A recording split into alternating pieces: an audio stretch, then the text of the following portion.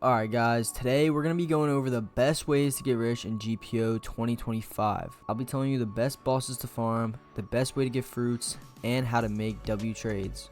First, we'll start with the best boss rotation and tips for farming bosses. Obviously, the best way to farm bosses is by killing the ones with the most valuable drops like Law's Kikoku, Hawkeye's Darkblade, and Brook's Soul King Scarf. Try and stay away from wasting your time on bosses like Radiant Admiral, because the best item you can get is a legendary fit, and it can be very time consuming for an item not so great. Unfortunately, Hawkeye only spawns every 2 hours and Brook only spawns once every hour, but fortunately, in the meantime, while waiting for them to spawn, you can farm Law. Farming the factory can also give you a chance for a fruit drop, which I'll talk about later in the video as well. But as we know, Kikoku is a decently valued sword and trades well. Now, if you want a good fruit for farming NPCs, I would recommend Venom to anyone who can afford it. While in the Venom demon form, it's super easy to get 5% and also good for soloing bosses. Alright guys, for this next tip, it's much easier to show you than actually explain it.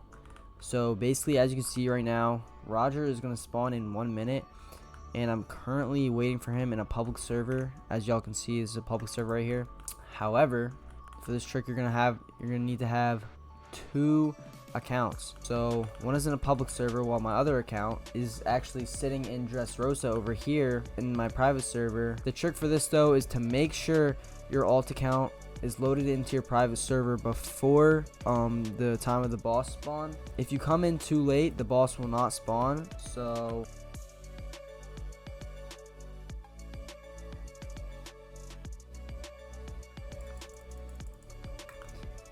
alright guys, so after you've killed Roger, now you're going to enter the code that the same one your alt account is in. Now you can also do this with Mihawk and Brook. As you guys can see, this is basically doubling your chances of getting Darkblade or whatever boss you're farming. So as you guys can see, Roger is spawned in the server.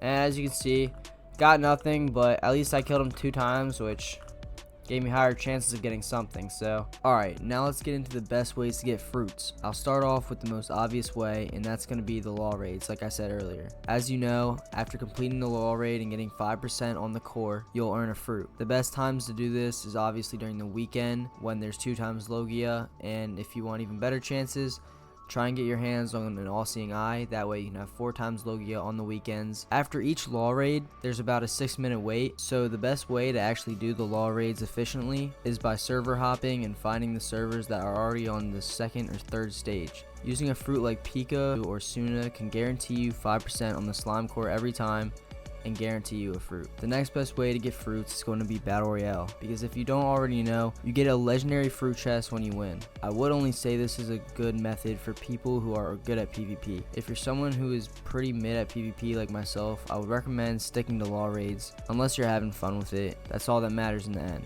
I wouldn't recommend spending time on dungeons or Coliseum, as it can be very time consuming even with all the right items. I tried a couple dungeons and killed off the NPCs and bosses as fast as possible, but still averaged around 15 to 20 minutes at maximum speed. And as you guys know, from dungeons you can only get a fruit, and there's no boss drops or anything like that. So that's why I would recommend law raid as a much better way of farming.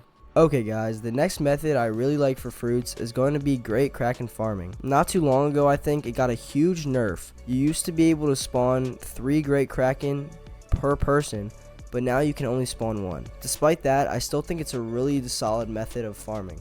I actually made a video in the past of great kraken stacking before the nerf, so feel free to check that out.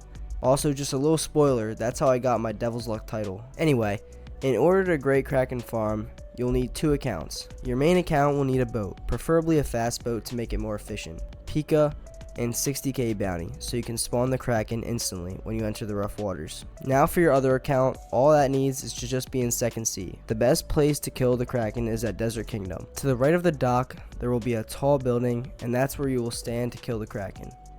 In order to spawn the great kraken, you and your alt account will need to sail south of the tall building together. Make sure you're using your boat from your main account. When you enter the rough waters, a great kraken will instantly spawn, so make sure you Geppo up as fast as you can. Now at this time, you don't need to worry about what happens to your alt account, so just focus on your main account. If you have Pika, fly back to the tall building, but make sure the Kraken is still following you. When you get back to the building, make sure the Kraken is as close as possible to the island, so that you're able to use your light ray. Keep using Jewels of Light and Light Ray. Eventually you will kill the Great Kraken and get a fruit drop. You can also get drops from them such as the Kraken Core, which can help you kill other bosses like Mihawk, Kraken Armor, and the Kraken Greatswords. Anyway, that's going to be it for Kraken farming.